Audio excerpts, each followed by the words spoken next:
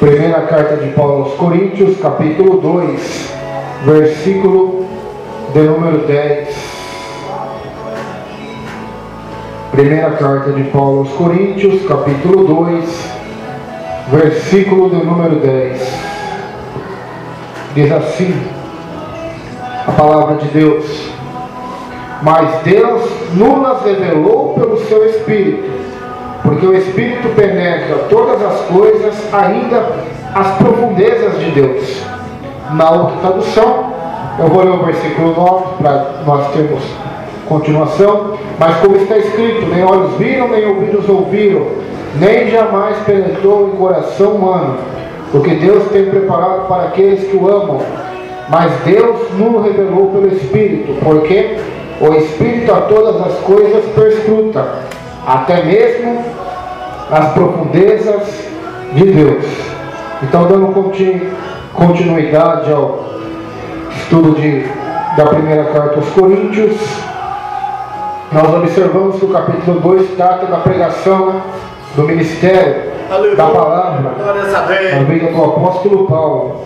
O ministério que não era com palavras de sabedoria humana, não era com métodos humanos, nem com filosofias e teorias ou teologias ou doutrinas humanas, mas era o método do poder de Deus, que é o Evangelho pregado com o poder do Espírito. É o Evangelho pregado, é a mensagem da cruz, é o Cristo e este crucificado, é aquele que transforma perdidos em salvos, escravos em libertos, pessoas injustas agora justas, pessoas imundas e impuras agora em santos, filhos de Deus. Então é o poder do Evangelho, a demonstração do Espírito de poder que nós vimos no estudo passado, a qual era a base do ministério do apóstolo Paulo. E Deus operava através da pregação dele. Nós observamos também no capítulo 1, ele fala um pouco do seu ministério, que ele pregava a palavra da cruz, que é loucura para os que se perdem, mas para nós que somos salvos é poder de Deus. E no verso 21 do capítulo 1 ele diz assim na parte final: aprove a Deus salvar os que creem pela loucura da pregação. Então, através da pregação, o Espírito Santo salvava homens, salvava pecadores, libertava vidas. Era uma obra do Espírito Santo. A salvação é uma obra de toda a Trindade, do Pai, do Filho e do Espírito Santo.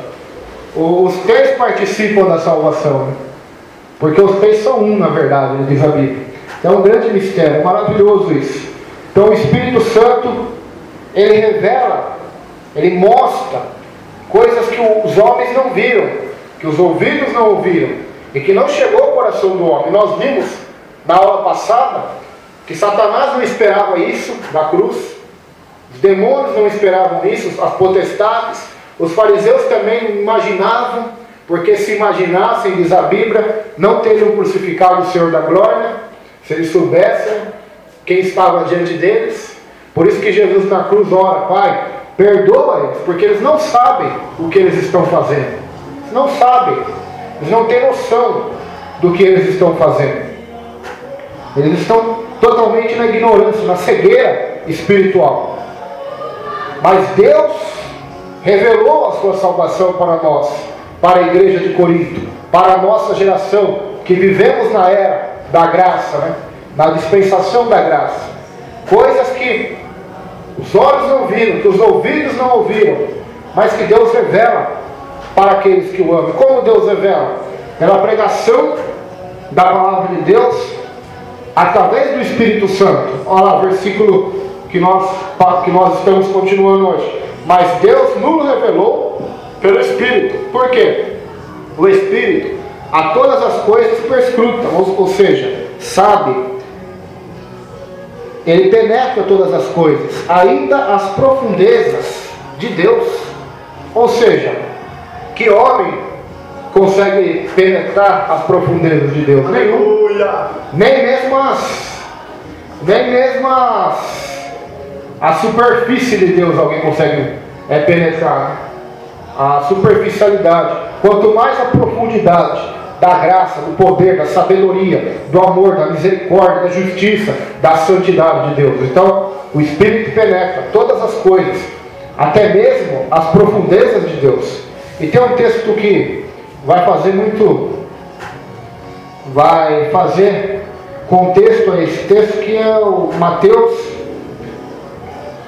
o Evangelho de Mateus, capítulo 16, no versículo 13, que nós vamos ver a confissão de Pedro.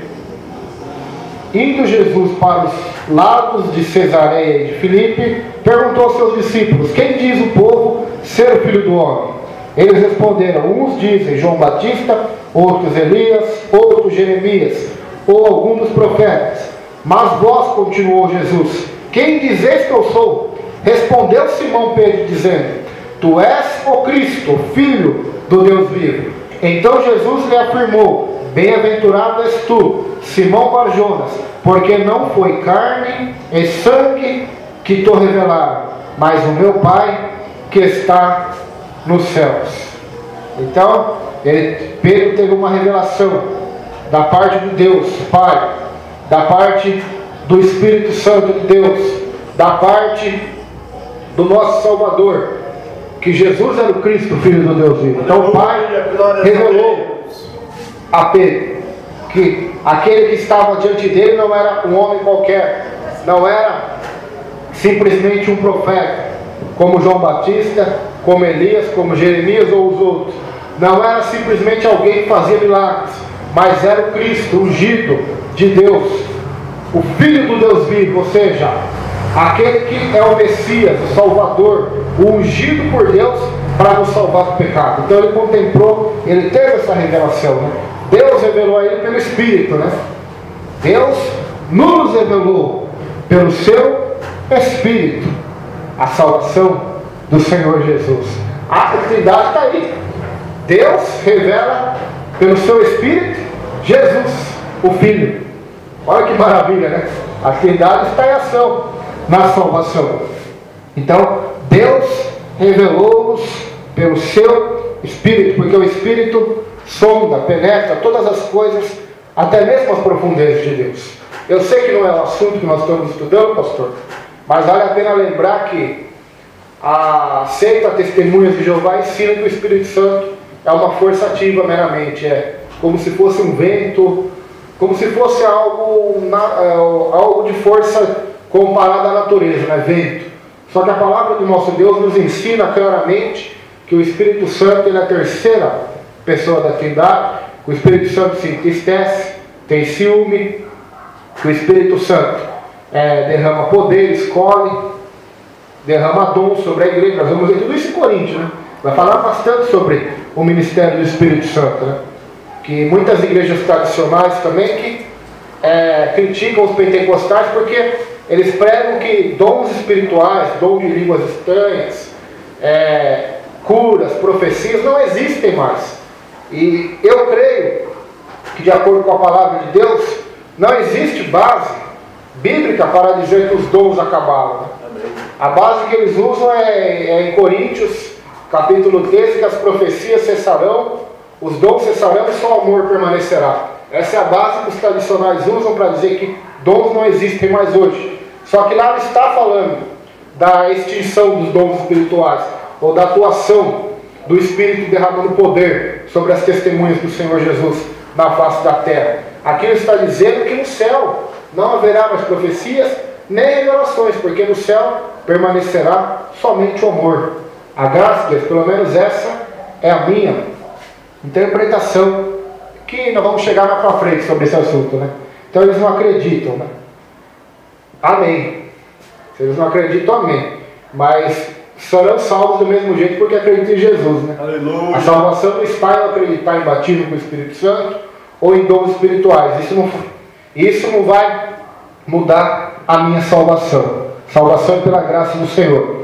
Mas é a diferença que tem, né? E muitos até têm razão, porque há tanta aberração, né, que as pessoas profetizam e revelam, que acaba até fazendo com que eles julguem até os crentes que levam as coisas de Deus a sério, né? Que levam a interpretação da palavra de Deus, o estudo da palavra de Deus a sério. Então, vale a pena salientar isso, né?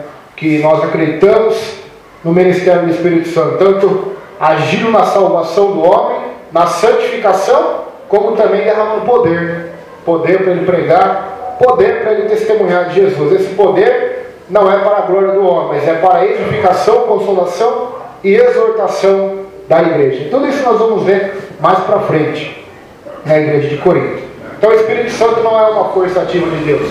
O Espírito Santo não é sujeito ao homem. Glórias a Deus. O pastor já ouviu essa expressão, né, que o Espírito Santo é sujeito ao homem. Não existe isso na Bíblia. O que Paulo diz ali é que o espírito do profeta é sujeito ao profeta. Ou seja, seu próprio espírito. Ele não te domina, você somente domina o seu espírito. Seu coração domina o seu espírito. Ou seja, se você dizer que você não consegue se controlar, que você tem que gritar, falar em línguas, é mentira, Paulo está dizendo. Você pode controlar isso. Quando um está pregando, você não pode controlar. Em vez de você falar em línguas ou querer profetizar junto com ele, você pode fechar uma aqui e ficar ouvindo. Porque muitos davam essa desculpa, né? Que não conseguia se controlar. Ficavam... O Espírito Santo, ele não é igual aos espíritos malignos. O espírito maligno possui a pessoa, né? Ela faz coisas que ela não tem controle do corpo dela. Agora o Espírito Santo não. Ele está em nós e nós temos total controle do nosso corpo, da nossa consciência e da nossa mente. Até porque Deus não é Deus de confusão, né? Então o revestimento do poder do Espírito Santo, ser cheio do Espírito Santo, não tem nada a ver com esse negócio que muitos crentes fazem hoje, como faziam também lá na igreja de Corinto, né? Acham que não tem o domínio, o controle de si mesmo. O Espírito Santo é a terceira pessoa da Trindade. O vento é um símbolo do Espírito Santo. Assim como a água, assim como o fogo e o selo. E vários outros aí que também já é um outro assunto. Vamos continuar. Nossa salvação envolve as três pessoas da divindade. Não podemos ser salvos sem a graça eletiva do Pai, sem o sacrifício amoroso do Filho e sem o ministério de persuasão e de regeneração do Espírito Santo. Não basta dizer, creio em Deus. Que Deus? A menos que seja no Deus e Pai de nosso Senhor Jesus Cristo. Não pode haver salvação. Então a salvação é uma obra de Deus. É uma obra do Senhor Deus Pai. Escolhe pela graça o Senhor Jesus Cristo, Filho, sacrificou-se a mandato do Pai também, e depois subiu aos céus e enviou o Espírito à terra, para que aqueles que vão testemunhar de Jesus na terra, o Espírito Santo convença os ouvintes do pecado, do juízo e da justiça. Ou seja, o Espírito Santo, ele não trabalha sem nós. Não estou dizendo que Deus precisa de nós, mas ele trabalha em nós e junto com nós, ou seja, através da pregação. É claro que Deus pode convencer alguém do pecado sem nenhuma pregação. Deus é soberano, ele faz o que ele quer. Mas aprova Deus, diz a Bíblia, salvar aqueles que creem pela loucura da pregação. Ou seja, Deus escolheu que esse é o método da salvação principal. Ou seja, usar homens, mulheres, falhos, pecadores, que foram salvos, ou até não, mas que pregam a palavra e os ouvintes vão ouvir e crer. Por quê? Porque pode acontecer, Deus está pregando aqui, falando a verdade, sendo usado por Deus, mas não ser salvo. A Bíblia diz isso, muitos vão profetizar, vão expulsar demônios e não serão salvos, não é?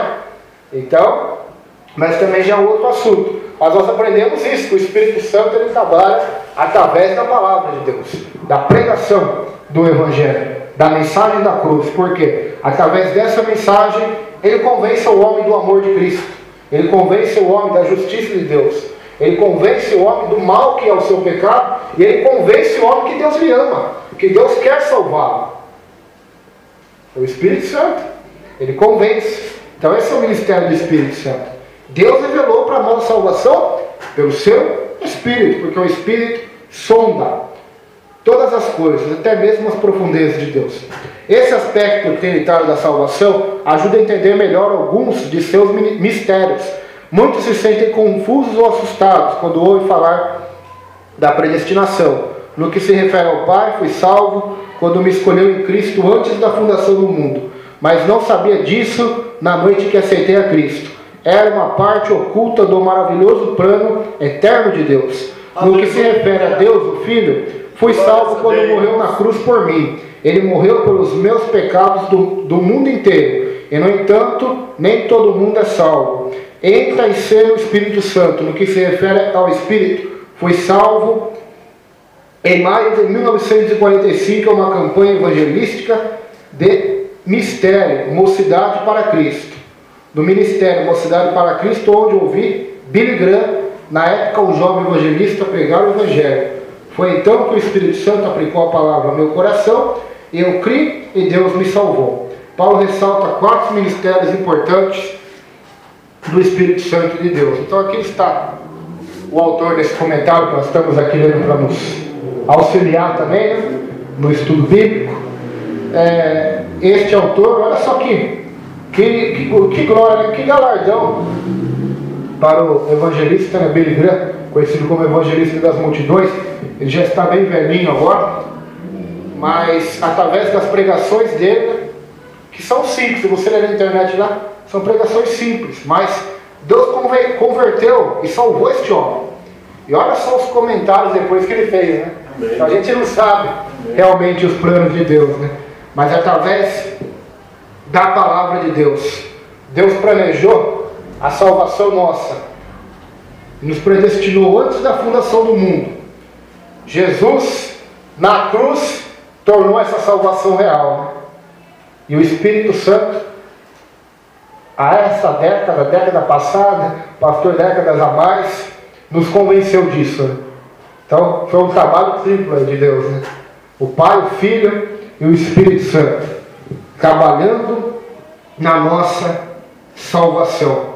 Isto é maravilhoso. Versículo de número 11 agora. Aleluia. Porque qual dos homens sabe as coisas do homem, senão seu próprio Espírito que nele está? Assim também as coisas de Deus, ninguém as conhece, senão o Espírito de Deus. Na outra tradução, versículo 12. Mas nós não recebemos... Não, 11, desculpa. Porque qual dos homens sabe as coisas do homem, senão o Espírito do homem que nele está? Assim também ninguém sabe as coisas de Deus, senão o Espírito de Deus. Então quem sabe das coisas do homem? Ou seja, quem sabe da sua vida, das suas coisas, dos seus sentimentos, da sua mente, senão o seu próprio Espírito, né, que está dentro de você? Eu não consigo saber. E quem sabe dos meus sentimentos, pensamentos e intenções, a não ser o meu próprio Espírito que está dentro de mim também. Então Paulo está dizendo, assim também é o Espírito Santo. Ele sabe os sentimentos, os segredos, os desejos daquele que está sentado no trono.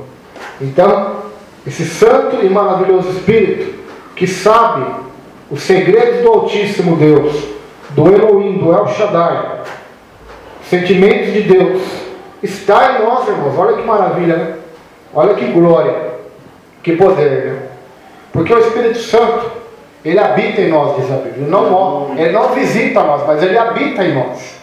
Igual eu já disse aqui uma vez, é uma parábola, né, que visitante não tem liberdade na casa, tem? Morador tem, tem? Então que o Espírito Santo não seja visitante, mas que ele seja morador da nossa casa, né? Habitante. Que o nosso corpo seja realmente o templo de Deus, né? O templo do Santo Espírito de Deus. Nós vamos ver isso em Coríntios também. Paulo vai falar muito sobre isso, principalmente na parte do pecado, né, o pecado sexual, onde ele vai dizer que o nosso corpo é o templo do Espírito Santo. Mas nós vamos ver isso aí mais para frente também. Então tem muitas coisas aí para a gente analisar e estudar e aprender na carta de 1 Coríntios. Versículo de número 12 agora. Ora, nós não temos recebido o Espírito do mundo, e sim o Espírito que vem de Deus, para que conheçamos o que por Deus nos foi dado gratuitamente. Na outra tradução, versículo 12: mas nós não recebemos o Espírito do mundo, mas o Espírito que provém de Deus, para que pudéssemos conhecer o que nos é dado gratuitamente por Deus.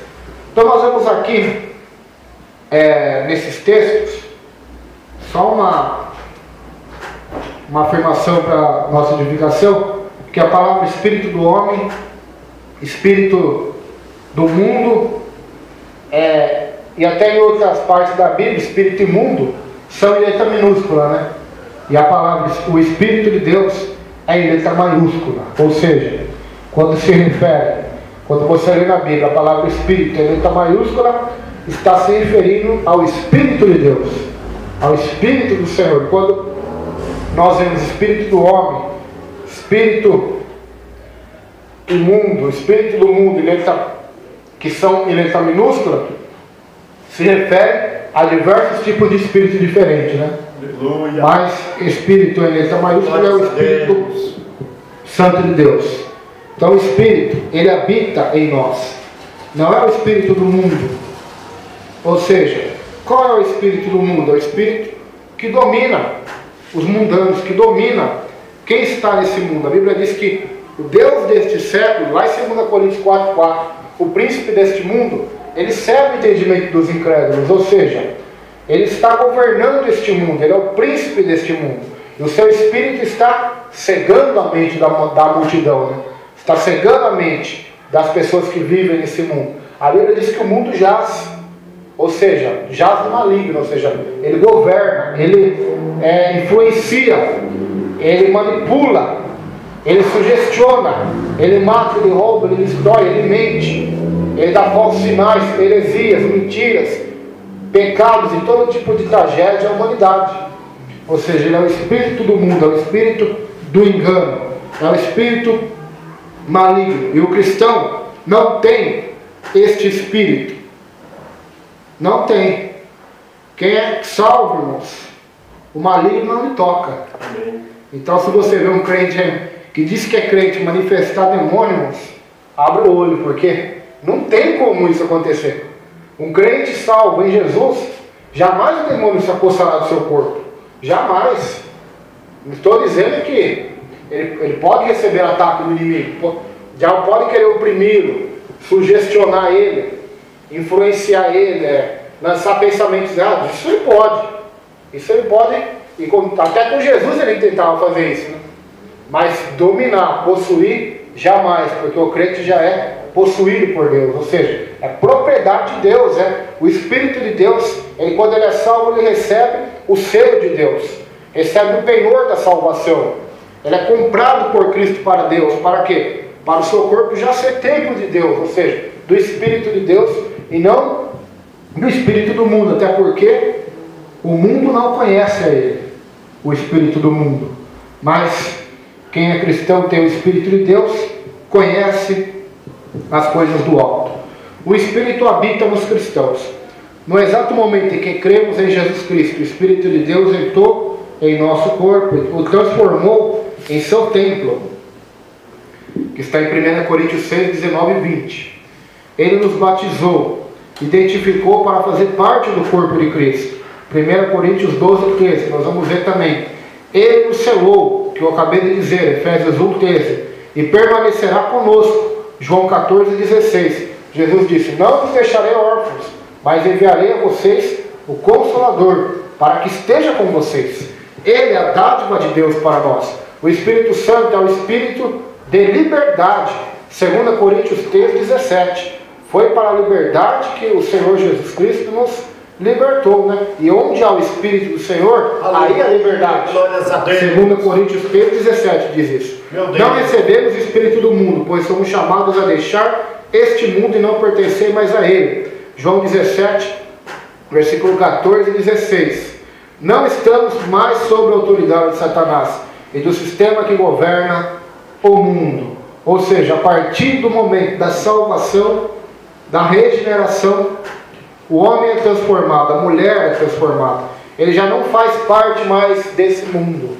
Ele já não é mais sujeito a os pecados que da mesma forma que ele era antes de conhecer Jesus. Por quê?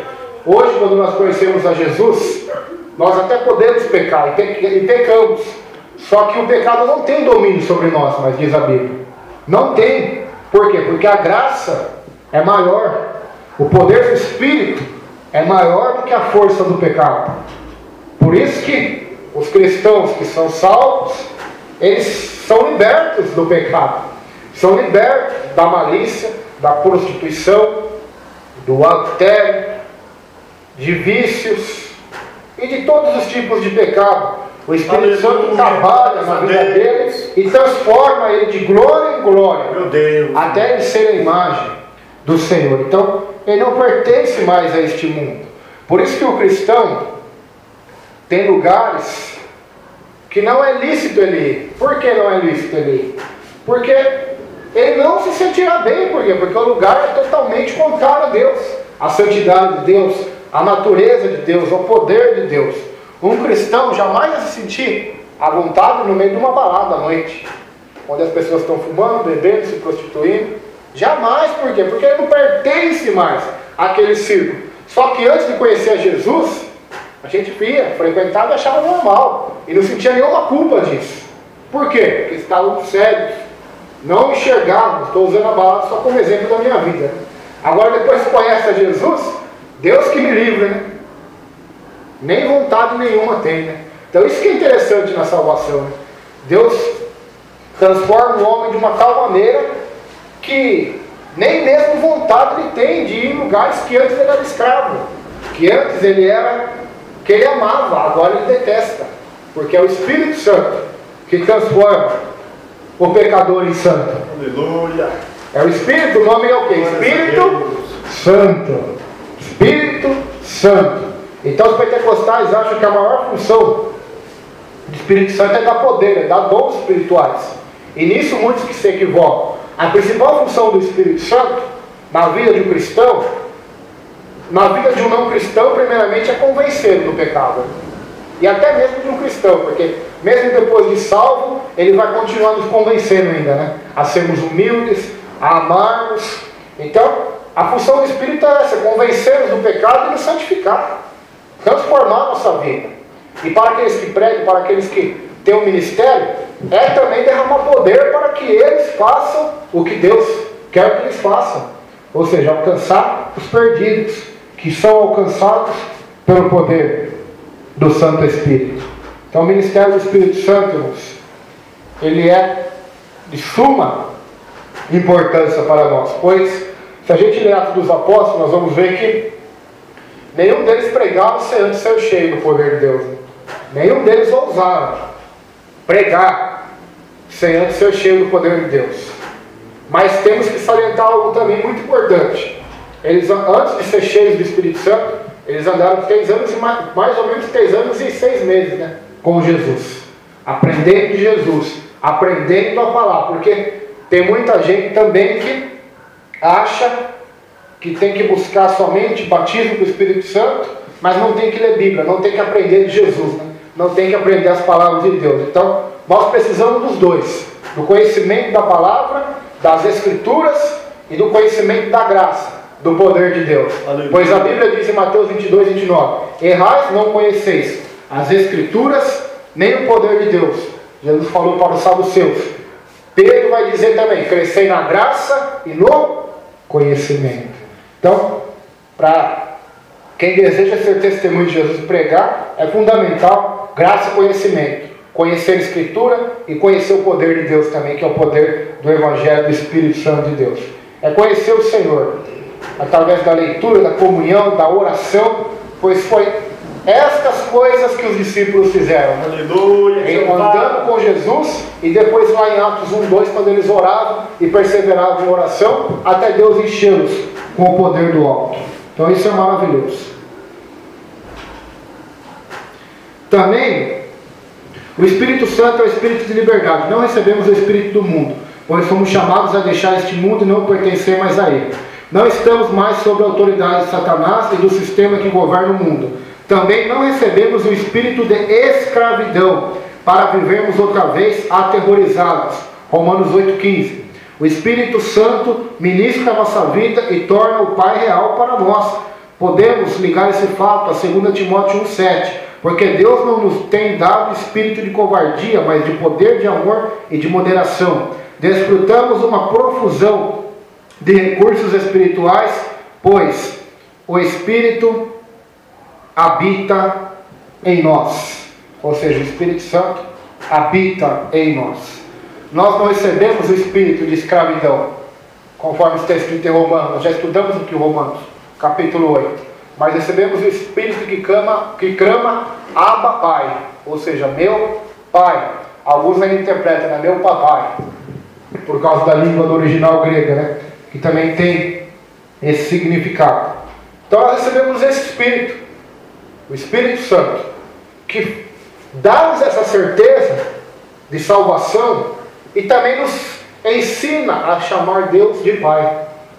Nos impulsiona, nos dá essa certeza de que Deus é o nosso Pai. Amém. Então nós não conseguimos dar essa certeza para ninguém, mas o Espírito pode dar essa certeza para mim, para o pastor, para a nossa família, para os irmãos que nos ouvem pregar. O Espírito pode fazer isso. Através do quê? Da pregação, da loucura da pregação. Da loucura. E graças a Deus, estava vendo um comentário hoje do pastor na internet, lá, José Marbes. Ele diz que graças a Deus que Jesus amou os fracos, os tolos e os que não são. Porque todas essas coisas fazem parte do currículo dele. Então, graças a Deus, né, que Jesus amou os que não são, né, o que o mundo considera como loucos, né, os que são fracos, os desprezíveis. Graças a Deus, porque isso aí está no nosso currículo, né? E Deus em Cristo nos amou antes da fundação do universo, né? Não vou nem dizer do mundo, né? Do universo, das galáxias, das estrelas. Deus já nos amou, Deus já enxergou-nos, Deus já contemplou-nos, Deus já sabia que nós iríamos existir. Deus já sabia e já tinha decretado que seu Filho seria o nosso Senhor e Salvador. Aleluia, então, glórias a Deus. Isso é o mistério de Deus, irmãos. É um mistério, é uma pérola do Evangelho, é que os olhos não viram e que o ouvido não ouviu e que não chegou ao coração do homem. O Espírito sonda, é o que nós vemos no versículo 10 e 11, que nós já lemos, né? Não há como saber o que passa dentro da personalidade de cada pessoa, mas o espírito humano dentro dela sabe.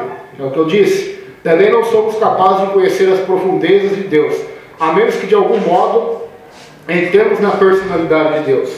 Não podemos fazer isso, mas pelo seu Espírito Deus entrou em nossa personalidade. Por meio do Espírito Santo, todo cristão se torna coparticipante da própria vida de Deus. O Espírito Santo conhece as profundezas de Deus e as revela a nós. 1 Coríntios 2,10 deixa claro que essas profundezas de Deus são outra descrição do que Deus tem preparado para aqueles que o amam. Deus deseja que descubramos hoje todas as bênçãos de sua graça planejadas para nós. Então como que Deus revela coisas que os olhos não viram, que não chegou ao coração do homem? Pelo Espírito Santo. Ah, não é pela palavra? É pela palavra. Mas essa palavra pode ser pregada fielmente, a pessoa ouvi-la, mas se não houver o trabalho do Espírito Santo, ela vai continuar cega no pecado. Isso é claro, nós vivemos no Brasil numa época em que muito se é pregado, né? A palavra de Deus, né? Talvez a maioria seja heresia, mas muitos pregam com fidelidade a palavra de Deus, mas a grande maioria não se converte. E por que não se converte? Porque o Espírito Santo não convenceu, não converteu, não abriu o olho. E se o Espírito Santo não abriu o olho dos pecadores, eles continuarão cegos. Não tem quem possa abrir a mente do homem, não tem quem possa revelar a mente do homem. Isso é uma revelação de Deus, é uma revelação do Pai. E louco quem acha que não é assim. Aleluia. Louco quem acha que é salvo porque quis, ou porque leu e conheceu a verdade de uma forma mental, intelectual, teológica ou sentimental, porque sentiu. Não, a nossa salvação é dom gratuito de Deus, é uma obra do Espírito Santo de Deus. Até isso aqui também ensina muito aos coríntios, porque nós aprendemos que Corinto tinha 4 grupos, né? O grupo de Apolo, de Pedro, de Paulo e o grupo de Jesus. E Paulo vai dizer assim, que eu plantei, Paulo regou no capítulo 3, vai ser o próximo estudo vai dizer sobre isso. Mas quem dá o crescimento é quem? É Deus. Ou seja, quem salva, quem faz a palavra dar fruto, quem faz a semente crescer no coração do homem é o próprio Deus. Amém. O resultado, Graças a Deus, não convém a nós. O resultado convém a Deus. A nossa obrigação é pregar a mensagem da cruz, o Evangelho do Senhor, e orar para Deus nos encher do Espírito Santo, do seu poder. É a nossa obrigação. Mas converter pecadores, convencê-los do pecado, do juízo e da justiça, regenerá-los, testificar no coração deles que eles são filhos de Deus, não convém a nós, convém a Deus, ao Espírito de Deus. Então essa é a obra do Espírito de Deus. Por que eu falo tudo isso, irmão? Porque hoje nós estamos vendo que muita gente, muitas igrejas, muitos pastores, estão tentando convencer as pessoas, não pela pregação das Escrituras, né? Que é através delas que o Espírito converte o pecador, mas estão tentando convertê-las através da intelectualidade, através de métodos humanos, ou seja, fazem carnaval de Jesus, fazem boate de Jesus. Ontem eu vi na internet, pior do que a balada gospel, pastor, balada gospel gay. Lembra daquela pastora que pregava nos Gideões lá na Roda? Ela e sua esposa, né? As duas são esposas, né? Ela e sua abençoada esposa, numa balada, ela disse que não tinha bebida ali porque são tudo evangélicos, né? A balada deles, né? Para pregar para os homossexuais e dizer que Jesus ama eles. É claro que Jesus ama eles.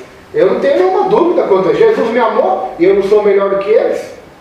Mas Jesus, o significado que Jesus me ama não significa que Ele aprova tudo que eu faço, ou que Ele vai concordar com a minha vida, né? Não. Deus nos ama tanto que mandou seu Filho para nos transformar, para andarmos conforme Ele, não conforme nós. Ou seja, conforme a palavra dele, não conforme o que nós achamos que é certo. É claro que cada um faz o que quer com o corpo, né? Como eles dizem por aí. Vão dar conta para Deus. E nenhum cristão nesse país, você não vai ver nenhum cristão matando um homossexual. Vai apedrejar? Eu nunca vi, você viu? Não. Então eu não sei que eles tanto se doem com nós, né? Se doem com nós, né? A não ser quem está por trás deles, né? Agindo, né? Que é o inimigo, né? E tem tanto ódio. Nós não matamos eles, nós não humilhamos eles, nós simplesmente pregamos a palavra. Se eles querem viver do jeito que eles querem, é problema deles. Até a lei do Brasil permite que até eles fundar a igreja deles. Nem o evangélico vai lá tentar fechar a porta, vai lá fazer algazarra, deixa eles. Eles vão prestar conta para quem? Para Deus. Só que nós estamos vendo isso acontecer. Isso aí já é outro caso que eu disse da balada, só para nós vermos como está a situação, né? Do mundo em que nós vivemos. Mas falando das igrejas que pregam o evangelho, muitas têm se desviado. Por quê? Porque estão tentando converter as pessoas através de métodos humanos, através de barganhas. Aceite a Jesus, Ele vai salvar a sua família. Aceite a Jesus, Ele vai te dar prosperidade financeira. Aceite a Jesus, que você não vai sofrer, Ele vai te curar. Isso é barganha. A salvação é muito maior do que isso. A salvação, ela não tem nem comparação com essas coisas. A salvação é... Quem que não vai querer um Jesus que leva para o céu, que ainda cura, que dá riquezas na terra? Todo mundo vai querer.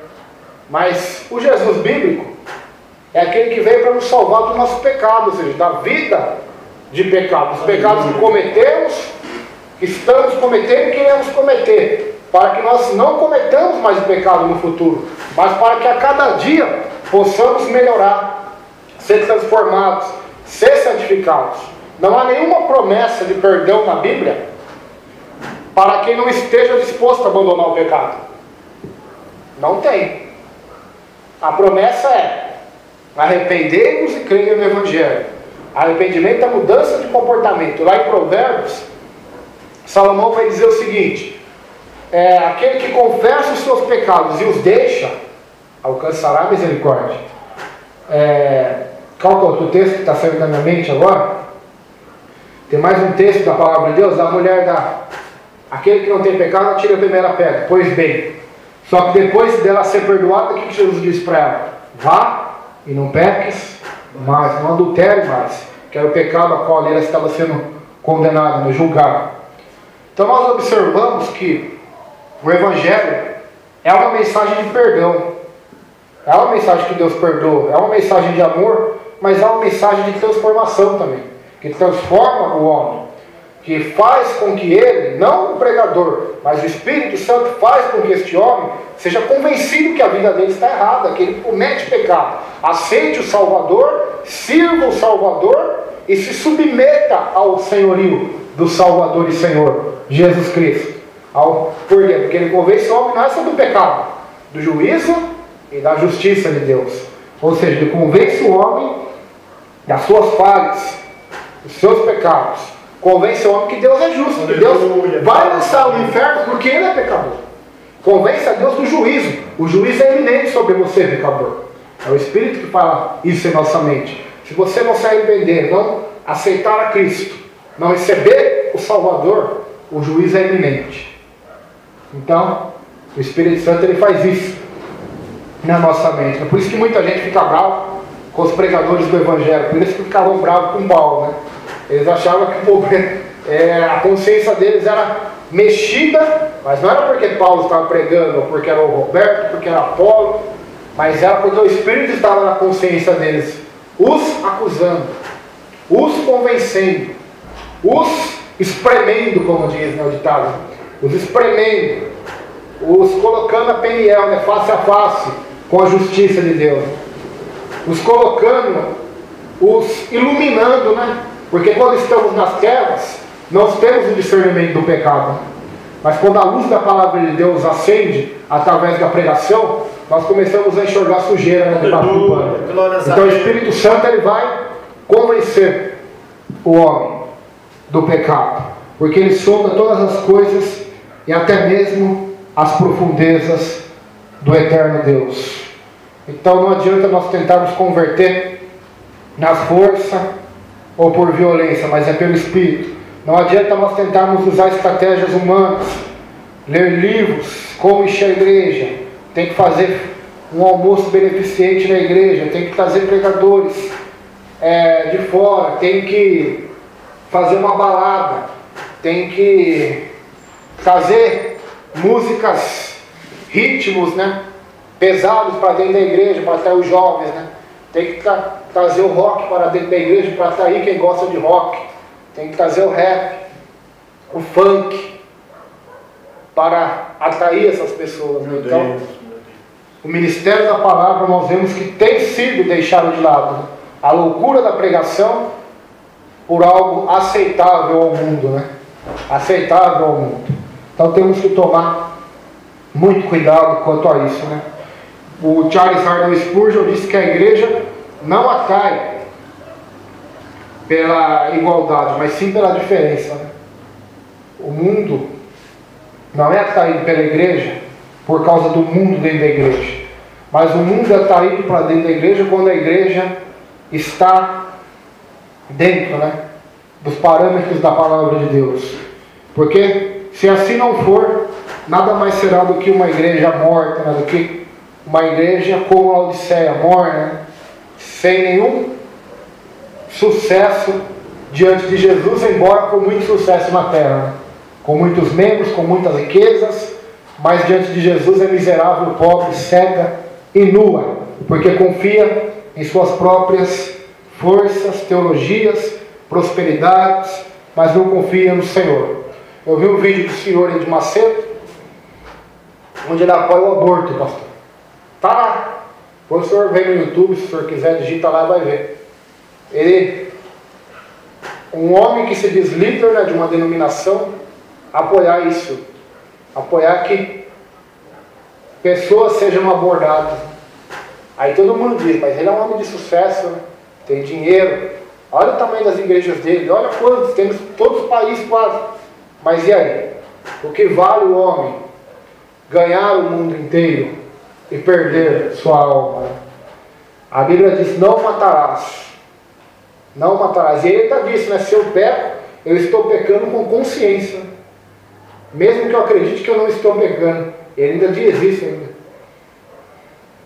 Então, irmãos, e muita gente enxerga isso e continua cega, né? Continua cega. Fundaram o Templo de Salomão, lá em São Paulo. Parece que o judaísmo voltou, né? Tem igrejas que seguem o farisaísmo e tem igrejas que seguem o judaísmo. Entraram com a Arca da Aliança para dentro da igreja, fizeram uma réplica da Arca, que era a mesma que Moisés tinha feito, com 4 pastores carregando, né? E todo mundo olhando para aquele objeto como se aquele objeto fosse algo santo, fosse algo mágico, fosse algo miraculoso. Nada mais é do que uma falsa idolatria, né? Uma idolatria, e depois muitos evangélicos ainda têm a cara de Paulo dizer que os católicos são idólatras, enquanto a maioria deles está seguindo o mesmo caminho. Aleluia! Não estão adorando Maria, não estão adorando Nossa Senhora, não estão adorando Pedro, Paulo, Benedito, tem um monte de nome de santo. Mas estão adorando Macedo, estão adorando Praca da Igreja, estão adorando Mamon, estão adorando a Arca da Aliança, estão adorando Rosa Ungida. Então, irmãos, não há diferença nenhuma, né? Quando falta isso que eu estou falando aqui, todas essas coisas entram dentro da igreja. Né? Quando falta o Espírito, né? Quando o Espírito sai e acabou, foi-se a glória de Deus. Né? Ou seja, entre as coisas do homem. Mas vamos continuar. Versículo 13 agora. Aleluia, Jeová.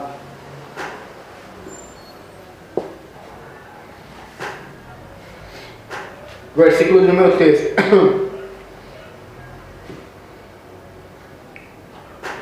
As quais também falamos, não com palavras de sabedoria humana, mas com as que o Espírito Santo ensina, comparando as coisas espirituais com as espirituais.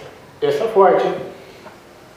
Disto também falamos, não em palavras ensinadas pela sabedoria humana, mas ensinadas pelo Espírito, conferindo coisas espirituais com espirituais. Falamos, Paulo está dizendo, nós falamos não palavras ensinadas pela sabedoria humana, mas ensinadas pelo Espírito de Deus, conferindo coisas espirituais com espirituais. Então está faltando, sabe o que? Nas igrejas do Brasil e do mundo, na grande maioria, dependência do Espírito Santo, né? Abandonar filosofias, sabedoria humana, teologias humanas, fajutas e mesquinhas, e se voltar a palavra somente ao Espírito, né? Aleluia, Jeová. Ao Espírito Santo, ao Espírito de Deus. Porque somente o Espírito de Deus, irmãos, para resolver o nosso problema, né? Para resolver a situação da igreja. Somente o Espírito Santo. Não tem quem possa, né?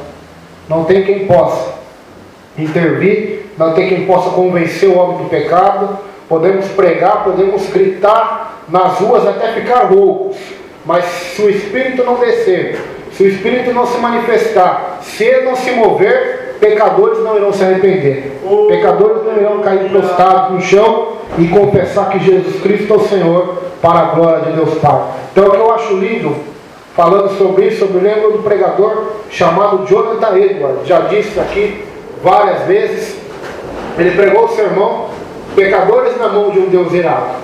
Vale nós tentar pregar o mesmo sermão que ele pregou para uma grande multidão, com certeza não vai acontecer nada. Sabe por quê? Porque nós vamos simplesmente estar lendo aquela palavra, aquele sermão, mas não vai ser o mesmo. Por que não vai ser o mesmo? Porque não vai estar com a mesma unção, com a mesma autoridade, com o mesmo poder que Jonathan Edwards estava. Sabe por quê? Porque diz a biografia dele que ele ficou 3 dias sem comer, sem beber e sem dormir, orando. e depois ele pregou esse sermão, as pessoas que estavam na igreja batiam a cabeça na parede, elas literalmente achavam que iam ser engolidas vivas para dentro do inferno, e se arrependeram. E através daquela mensagem, que também é fruto da oração, do jejum, da comunhão e do poder do Espírito Santo, Deus trouxe um avivamento, um despertamento para aquela igreja no novo continente, nos Estados Unidos. Através desse sermão, a história diz que mal começou ele pregar, as pessoas já começaram a chorar se arrependendo, e olharam para o rosto dele, e o rosto dele brilhava como de um anjo. Mas por quê? Pelo poder do Espírito Santo. Pelo poder do Espírito Santo. Nós pregamos a mesma mensagem que Paulo pregava, que Estevão pregava, que Jonathan Edwards pregava. Mas o que falta para nós da igreja brasileira, o que falta para mim, para todos nós, não é pregar a mesma mensagem muitas vezes, é pregar com a mesma unção e autoridade, que os apóstolos pregavam, porque diz uma história, diz que um grande orador, radialista, homem que estava acostumado a falar com o público, leu o Salmo 23. Diz que toda a plateia bateu palma em pé, pela eloquência que ele tinha. Aí diz que um jovem missionário, um velho missionário, já que tinha se aposentado, entre aspas, já estava muito velho, tinha voltado do campo missionário para a sua casa e servido a Deus ali na sua igreja local, foi ler o mesmo salmo, no mesmo dia, para a mesma multidão. E quando ele terminou de ler os salmos, toda aquela multidão estava chorando, só de ler. Aí aquele orador famoso perguntou para aquele velho missionário, qual que era o segredo? Aí o missionário falou, olha, você conhece o salmo do pastor? Eu conheço o pastor do salmo. Então, há uma grande diferença entre conhecer o livro de Deus e o Deus do livro. Por isso que nós temos que buscar o poder do alto, o poder do Espírito Santo, que não vem através de mágica, nem de imposição de mão, mas através de oração, através de busca. O poder do Espírito Santo vem sobre nós. Jesus disse, vocês serão minhas testemunhas quando receberem o poder do Espírito. O Espírito ensina. Jesus prometeu que seu Espírito nos ensinaria. João 14, 26. E nos conduziria à verdade. João 16, 13. O vento está forte hoje. No entanto, devemos observar com cuidado a sequência dos passos. O Espírito ensinou Paulo sobre a palavra, e só depois Paulo ensinou aos cristãos. A verdade de Deus encontrada na palavra de Deus é extremamente importante observar que essas verdades espirituais são acrescentadas por meio de palavras específicas. A Bíblia não contém apenas pensamentos inspirados, mas também palavras inspiradas, porque eu lhes tenho transmitido as palavras que me deste, e eles as receberam, e verdadeiramente conheceram que saí de ti, e creram que tu me enviaste. João 17, versículo 8, quando Jesus estava orando. Cada um de nossos 4 filhos tem vocação diferente. Temos um pastor, uma enfermeira, um designer de equipamento eletrônico e uma secretária imobiliária. Cada um aprendeu um vocabulário específico, a fim de ser bem-sucedido em sua área. O único que entende melhor é o pastor. O cristão bem-sucedido aprende e usa o vocabulário do Espírito. Conhece o significado da justificação, santificação, adoção, propiciação, eleição, inspiração, assim por diante. Ao compreender o vocabulário de Deus, passamos a compreender a palavra de Deus e sua vontade para a nossa vida. Se o aluno de engenharia entende os termos técnicos de química, física ou eletrônica, que dificuldade pode haver para o cristão, ensinado pelo Espírito, aprender o vocabulário da verdade cristã. No entanto, ouço os membros da igreja dizerem: não pregue doutrina, queremos ouvir sermões que toquem nosso coração e que nos animem. Sermões baseados em quê? Se não são baseados na doutrina, nos ensinamentos, não servem para coisa alguma. Mas as pessoas queixam-se que a doutrina é cansativa, é enfadonha. o que não é verdade, quando ela é apresentada de maneira como a Bíblia apresenta, para mim a doutrina é empolgante. Que emoção estudar a Bíblia e deixar que o Espírito nos ensine sobre as profundezas de Deus, das doutrinas. Então o que ele disse aqui, resumidamente, que os 4 filhos dele, né? Um era pastor, o outro designer, o outro enfermeiro, o secretário. Ou seja, o secretário vai entender da sua área, né? O advogado vai entender da sua área. Nós não vamos entender nada de advocacia, vamos? Porque não estudamos para isso. Nós não vamos entender nada de medicina, porque nós não estudamos para isso. Mas o cristão, ele tem por obrigação entender o vocabulário de Deus, as linguagens de Deus que estão na Bíblia, né? As doutrinas de Deus. É como nós vimos hoje, meu irmão, muitos não sabem nem o que é graça. Não sabem, uma palavra tão simples, mas a mais maravilhosa da Bíblia, né? Graça. Sem ela não seríamos salvos, né? Graça, justificação, eleição, redenção, juízo final, arrebatamento, anticristo, divindade de Jesus, a personalidade do Espírito Santo que nós falamos aqui, né? Isso é obrigação da gente saber. Por quê? Porque existem seitas que pregam heresias, né?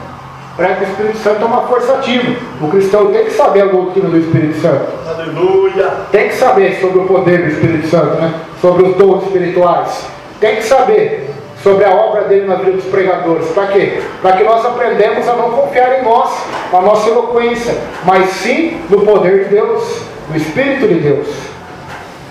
Então, as pessoas não querem doutrina. Você viu que não é novo isso, né? Até para esse grande teólogo, né? Disseram para ele: não queremos que você pregue doutrina na igreja, pastor. Queremos que você ensine a Bíblia. Nós queremos que você pregue mensagens para a gente dar glória a Deus, para tocar no nosso coração, mas não nos ensine. É claro que são boas as mensagens que queimam o coração, que tocam na nossa emoção, mas as mensagens doutrinárias, os ensinos, tocam na mente, ou seja, faz a sua mente, seu pensamento ser renovado e transformado pela palavra de Deus. Romanos 12:2 diz o quê? Não vos conformeis com este mundo, mas transformai-vos pela renovação da vossa mente, para que vocês experimentem a boa, perfeita e agradável vontade de Deus. Então, as doutrinas de Deus, os ensinos de Deus, os estudos sobre a palavra de Deus é a âncora, é o alicerce, né? É a estrutura, como diz o pastor, né? Para a nossa alma suportar o vento, os vendavais, né? Os ventos de doutrina, as heresias, as lutas, né? As perseguições, e até mesmo, se possível, ou se Deus permitir, nós enfrentarmos até a morte em nome dele. Amém. E não nos amedrontarmos. Mas é as palavras de Deus que nos dá rocha, né? Sustentação. De que maneira o Espírito ensina o cristão? Compara coisas espirituais com espirituais. Traz à memória o que nos ensinou Jesus em João 14:26. Relaciona essa verdade com algo novo. Em seguida nos guia até uma nova verdade, ou novas aplicações de uma verdade conhecida. Que grande alegria colocar-se diante das páginas da Bíblia e deixar que o Espírito revele a verdade de Deus. O problema é que muitos cristãos estão ocupados demais para este tipo de meditação tranquila. Quanto enriquecimento essas pessoas estão perdendo, né? Então, coisas espirituais com espirituais. Como, por exemplo, no começo desse estudo, aleluia, nós vimos que a revelação da salvação é uma obra de Deus Pai, de Deus Espírito Santo, né? E nós comparamos com Mateus 16, né? Comparamos coisas espirituais com coisas espirituais, ou seja, a Bíblia com a Bíblia. Comparamos a palavra de Deus que nós lemos com Mateus 16, onde Jesus diz a mesma coisa: bem-aventurado és tu, Simão, porque não foi o homem que te revelou, carne e sangue, mas foi o Pai que te revelou que eu sou o Cristo, o Salvador, o ungido de Deus, o Messias. Foi o Pai que te revelou a salvação, né? Te revelou que eu sou o teu Salvador. Então, a Bíblia, para nós aprendermos ela dessa maneira, comparando ela com ela mesma. E não tem de outra forma.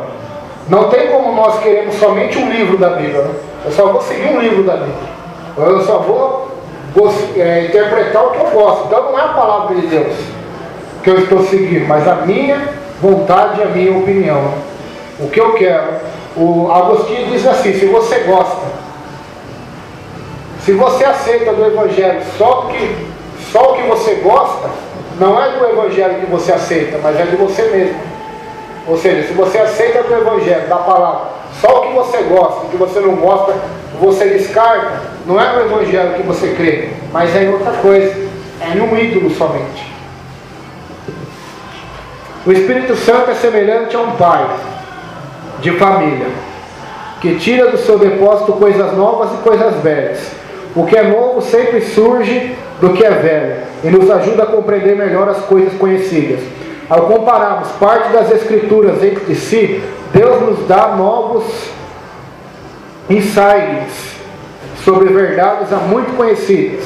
Jesus baseou seus ensinamentos no Antigo Testamento. No entanto, as pessoas se admiravam com o que ensinou por ser tão novo e empolgante. Acredito que devemos separar um tempo para ler a palavra e nela meditar diariamente. É interessante seguir um cronograma de leitura e reservar um tempo para orar, pensar e meditar. Devemos deixar o Espírito de Deus sondar a palavra e nos ensinar. O estudo e a aplicação da doutrina bíblica podem transformar a nossa vida. Versículo 14 e 16 agora. Nós vamos ver a última parte, né, que o Espírito Santo ele amadurece o cristão. Versículo 14. Ora, o homem natural não aceita as coisas do Espírito de Deus, porque eles são loucura. Não pode entendê-las, porque elas se discernem espiritualmente. Porém, o homem espiritual julga todas as coisas, mas ele mesmo não é julgado por ninguém. Pois quem conheceu a mente do Senhor, que o possa ensinar, instruir? Nós, porém, temos a mente de Cristo. Na outra tradução: ora, o homem natural não compreende as coisas do Espírito de Deus, porque ele parece loucura. Não pode entendê-las, porque elas se discernem espiritualmente. Mas o que é espiritual discerne bem tudo, e de ninguém é discernido. Porque quem conheceu a mente do Senhor para que possa instruí-lo? Mas nós temos a mente de Cristo. Então o Espírito Santo ele amadurece o cristão, amadurece a nossa mente. Vemos aqui um contraste entre o salvo, chamado de espiritual, pois nele habita o Espírito, e o não salvo, chamado de homem natural, pois não possui o Espírito dentro de si. Paulo apresenta ainda outro tipo de pessoa, o homem carnal, que já vai estar no capítulo 3, vamos ver na próxima aula. O cristão imaturo que vive na infantilidade espiritual, pois não se alimenta da palavra, nem se desenvolve, né? Então tem o homem natural, que não conhece a Deus, não tem o Espírito, o homem espiritual, que tem o Espírito Santo, e tem o cristão carnal, que, embora conheceu o Senhor, não cresceu espiritualmente, ele é carnal, né? É menino. Nós vamos ver isso na próxima aula, mais detalhadamente. Na vida de todo cristão houve um tempo em que cada um foi um homem natural, dotado apenas das coisas naturais. Quando cremos no Salvador, o Espírito entrou em nós, nos elevou ao plano espiritual, para sermos capazes de viver na esfera do Espírito. Então tivemos de crescer. O não salvo não pode receber as coisas do Espírito, pois não crê em tais coisas, nem é capaz de compreendê-las. O cristão, porém, recebe as coisas do Espírito diariamente, com isso vai crescendo e amadurecendo. Uma das marcas da maturidade é o discernimento, a capacidade de penetrar as camadas além da superfície e de ver as coisas como realmente são. Quem não recebe a salvação deixa-se levar pelas aparências e na verdade não vê coisa alguma. É espiritualmente cego. O cristão que está amadurecendo cresce em seu discernimento espiritual e com a ajuda do Espírito desenvolve a capacidade de compreender cada vez mais a mente e a vontade de Deus.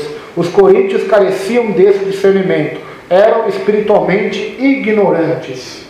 Então, cada vez mais que conhecemos o Senhor, que temos comunhão com o Senhor, que o Espírito se manifesta, trabalha em nós, nos revela e aplica em nosso coração as verdades do Evangelho, os ensinos da Palavra de Deus, mais nós vamos crescer e mais nós vamos ter discernimento, né? Para saber o que é de Deus e o que não é de Deus, para saber o que é de Deus e o que é da carne, o que é do alto, o que é profecia do alto, da glória, e o que é do diabo, o que é da carne, do pecado, né? Do homem. Então, ele vai discernir as coisas do Espírito, né? Mas o natural não vai ter esse entendimento. Ele está cego, por isso que ele acha que toda religião leva a Deus, que toda fé é boa, né? Seja quem for, do Deus que for. Por isso que ele diz isso, eles dizem isso, né? Porque estão cegos, né? Mas através do Espírito da Palavra, nós teremos o discernimento para saber o que agrada ao Senhor e o que não agrada. Ter a mente de Cristo não significa ser infalível e começar a fazer o papel de Deus na vida de outras pessoas. Ninguém pode instruir Deus. Ou seja, nós temos a mente de Cristo, mas isso não significa que somos deuses, né? Ou que somos infalíveis, né? Temos falhas. Somente Deus que é infalível, não tem falhas. Somente Deus é totalmente verdade, né? Aleluia. Nós podemos falhar, mas Deus jamais ele falha. E ninguém pode instruir Deus. Ou seja, ninguém pode ensinar Deus. Quer um exemplo disso? É a arca de Noé. Noé, faz a arca aí. Altura, largura, comprimento, faz as janelas que precisam ser feitas. Ah, Senhor, mas acho que vai ficar feia essa janela. Vamos fazer uma maior. Vamos fazer uma arca mais bonita, né? Vamos pintar de alguma cor diferente. Não. O que Noé fez? Conforme Deus mandou. Moisés, a mesma coisa. Meu servo Moisés, faz para mim um tabernáculo. Faz a arca da aliança, põe essa medida, põe querubins nela. A roupa do sacerdote vai ter que ter 12 pedras, representando as 12 tribos. Deu até o nome das pedras. Deu até a cor das roupas que eles tinham que usar, dos linhos. E Moisés fez tudo quanto Deus mandou. Não deu sugestão para Deus. Deus, mas eu acho que esse tabernáculo vai ficar feio, né? Vamos fazer uma coisa mais moderna. Então, ele fez conforme Deus o ensinou, Deus o mandou. Então, isso é fazer a vontade de Deus, entender a vontade de Deus, entender que nós não damos conselhos para Deus, que nós não instruímos Deus, mas Ele que nos guia, é a vontade dEle que temos que fazer, não do nosso jeito, não tentar inventar ou reinventar o Evangelho, né? Fazer um novo Evangelho, porque o Evangelho é um só, não existe Evangelho para jovens, Evangelho para velhos, Evangelhos para roqueiros, Evangelhos para funkeiros, o Evangelho é o mesmo para todos. Então devemos pregá-lo realmente, né? Sem querer aconselhar Deus, né? Porque quando essas igrejas fazem tudo isso que estão fazendo para atrair pessoas, né? Elas estão querendo achar que o que Deus ensinou é muito ultrapassado, né? Temos que ajudar Deus, né? Estamos fazendo igual Sara, né? Não conseguimos gerar filhos para Deus, né? Filhos na fé, né? Então vamos dar Agar, né? Para que Abraão se deite com ela, para que tenha filhos, né? E o que acontece? Nasce só filhos da carne, né? Só filhos da tragédia, e não filhos gerados pelo milagre, né? Porque o filho de Sara é o filho da promessa, né? É o filho do milagre. E os filhos de Deus que nascem na igreja pela pregação do Evangelho é os filhos do milagre também, do maior milagre de todos, a salvação. Nossa, deu choque aqui, pastor. Nossa, deu choque. O que será que é?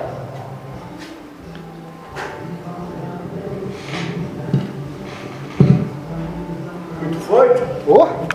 Põe a mão no... Então nós temos que pregar o Evangelho como se fosse Sara e Abraão, né? O milagre, o filho da promessa, Isaac, foi o filho do milagre, né? O filho da promessa. E assim também Deus prometeu salvar aqueles que creem pela loucura da pregação. Ou seja, através da pregação, almas se rendem e são salvas pelo Senhor, né? Mas quando nós tentamos ajudar Deus para as pessoas se converterem, o que acontece na tragédia?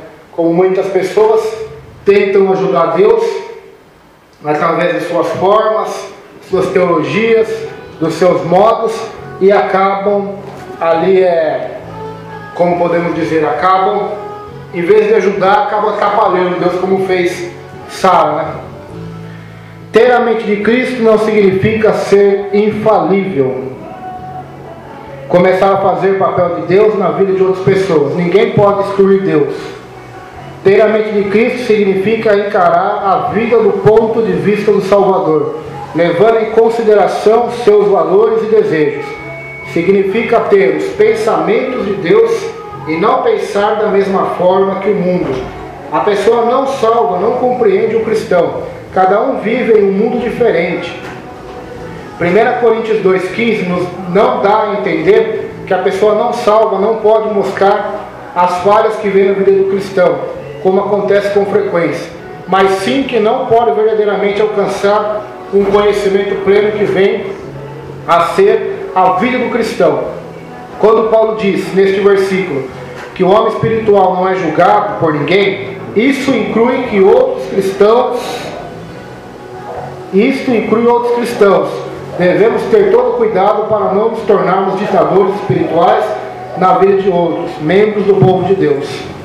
De tão absortos que se encontravam com os dons miraculosos do Espírito, os cristãos de Corinto deixaram de lado os ministérios básicos do Espírito. Enfatizavam o Espírito em detrimento do Pai e do Filho. Bem-aventurados os equilibrados, bem-aventurados que compreendem e que compartilham todo o desígnio de Deus. Então, bem-aventurado é os equilibrados, ou seja, nós vemos na igreja de Corinto, no contexto dessa palavra, que havia um desequilíbrio. Por quê? Porque nós vemos que eles eram carnais, ou seja, embora eles tinham todos os dons, só que foram desequilibrados pelos dons espirituais. Por quê? Porque eles rejeitaram o conhecimento de Deus, da palavra de Deus, o amor ao próximo. Então isso trouxe para eles um desequilíbrio espiritual. Por isso que temos que ter o zelo dos crentes tradicionais, conhecer a palavra, e o poder também dos pentecostais. Temos que ter todos. Não adianta a gente querer desprezar o grupo dos tradicionais, ou ser tradicional e desprezar o poder do Espírito Santo, os dons espirituais, que é o movimento pentecostal. Não adianta, nós temos que ter o equilíbrio e crer no poder de Deus e saber que maior que o conhecimento, maior que os dons espirituais é Jesus Cristo, é o amor, amém, é a graça, amém, e a fé, Então essas coisas são maiores do que tudo. Então, resumindo esse capítulo 2, nós vemos que Paulo aqui está falando da pregação, do trabalho da pregação. O trabalho dele era pregar Cristo crucificado, era pregar a mensagem da cruz. Agora até com medo de colocar o dedo no microfone. E o outro trabalho era o trabalho do Espírito Santo de convencer os pecadores. E foi assim que Paulo agiu, e foi assim que ele creu, viveu e pregou. Assim também como Jesus. É claro que a grande multidão não aceitou, mas Deus salvou almas. Aonde eles iam, almas ouviam, se convertiam e recebiam a palavra da salvação para a glória de Deus. Ontem fiquei muito feliz ontem na igreja lá. Nós fomos, Brasil para Cristo, e vi aquele jovem, vem aqui, lembra? Estava lá dando a palavra, pregando. A gente talvez, Deus usa a gente para falar que as pessoas a gente nem lembra mais, mas Deus é bom, Então nós vimos ele ali pregando.